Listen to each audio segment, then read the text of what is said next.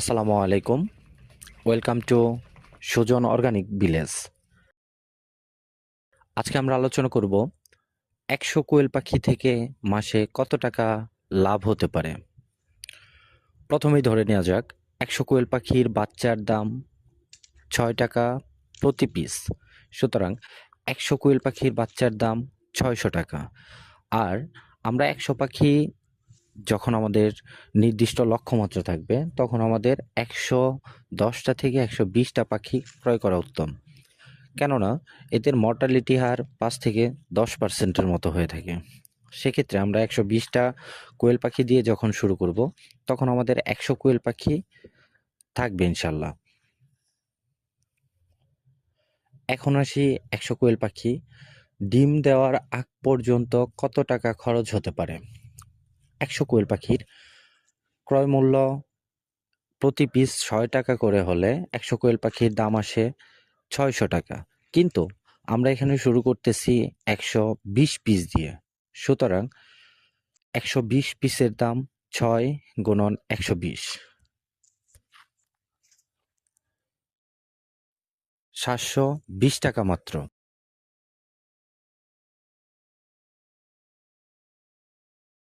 Boarding period, boarding খরচ ১২০টা কোয়েল পাখি ৮ থেকে ১০ দিন বোর্ডিং করতে ১০০ থেকে ১৫০ টাকা বিদ্যুৎ বিল আসতে পারে।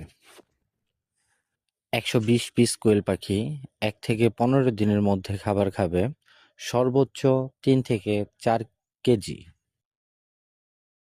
২০ থেকে ২৫ দিন ১২০ পিস কোয়েল পাখি খাবার খাবে ২ থেকে ২.৫ কেজি প্রতিদিন।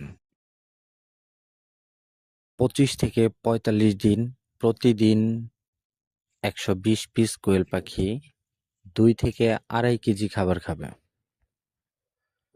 সুতরাং ২৫ থেকে ৪৫ দিনের মধ্যে, সুতরাং ১ থেকে ৪৫ দিন এর মধ্যে আমাদের টোটাল খাবার লাগতে পারে ৪৫ থেকে ৫০ কেজি। এখন স্বাভাবিক অবস্থায় আমাদের খাবারের দাম ৫৫ থেকে ৬০ টাকার মধ্যে থাকে।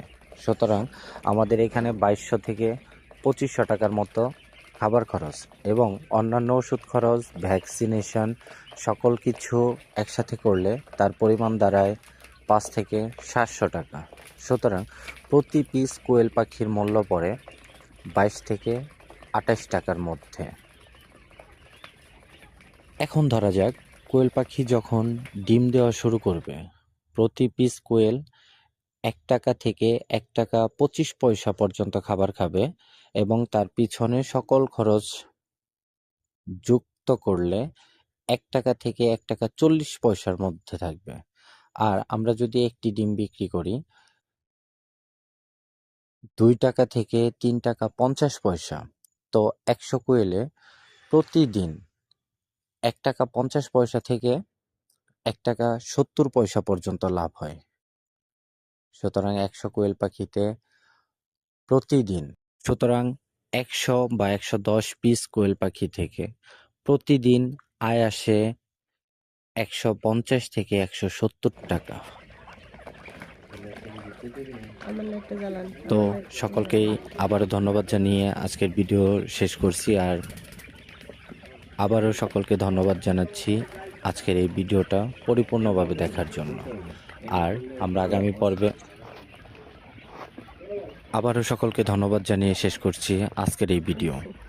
তো দেখা হচ্ছে পরবর্তী ভিডিওতে আরও নতুন কোনো তথ্য বা খামার সম্পর্কে।